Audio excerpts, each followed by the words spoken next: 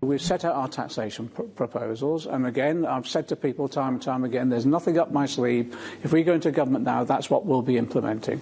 But on issues like, as we've seen with the report today, we want to take things further. And the reason I want to take things further, well, look at the last budget. The OBR, downgrading of productivity, demonstrated we've got a crisis that we've got to deal with. That crisis has got to be dealt with by investment. I've been saying this for 2 years, but I'm coming forward now with more detailed proposals about the structures and the operation of those structures that will achieve that investment. So, of course, the manifesto will move on. But again, what I'm saying is that in terms of the issues that people have raised with me, for example, taxation, we've set out our taxation policy. Income tax, we will not raise income tax on 95% of the population, and even on that 5% it'll be relatively, I think, relatively minor. In terms of the financial transaction tax, we put that forward in our manifesto. That will continue on, but we're going out to consult people in the city and elsewhere, say how do they think it's going to be implemented, and are there any changes they think that we could incorporate to keep them, I think, involved in the process of investment in the long term. And in terms of nationalisations, then, is that list fixed? Because yes, it is. What we've said, let's run through it. We've responded to popular demand to a large extent, particularly in rail.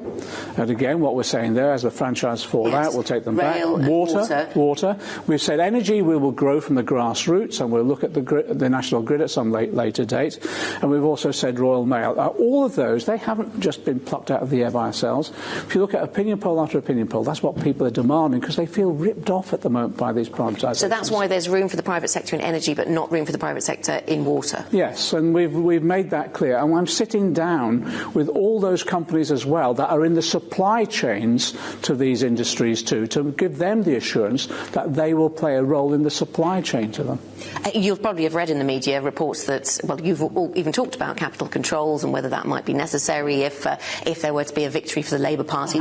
You haven't talked about it. Maybe you've read about it in the media as I have. Then, are you doing any work on potential need for capital controls? I've had all these questions thrown at me, and I've said time and time, I've never raised capital controls. I've never raised capital controls.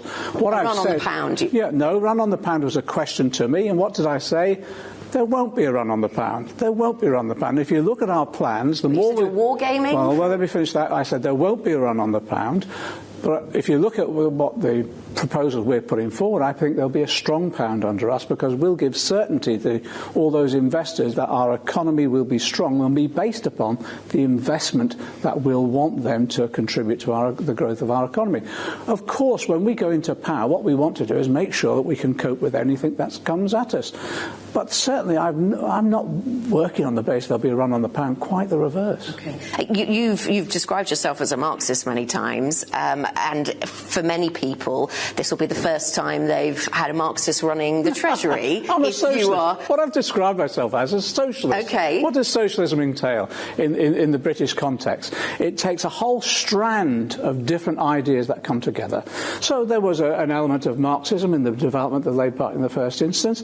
There was social democracy. There was the Attlee forms of how you manage a government in terms of redistribution of wealth to fund our public services, and Crossland as well, who tackles inequality by development, particularly with regard to training and education, all those ones.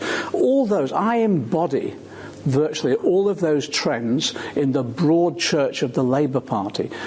That's our tradition, and when we've been in government in the past, we've drawn on all of those different elements that contributed to the development of the Labour Party to ensure that we're a successful government, and that's what we'll be again. So you would, I mean, one bank referred to you, the potential for a Labour government, as maybe creating Cuba without the sunshine in the United Kingdom. Does that sound appealing, John? Yeah, look, they better come and have a chat with me, because I think they need to know what we're all about. That's why I'm going around to see so many people, and that's why so many people are knocking on my door to come see me.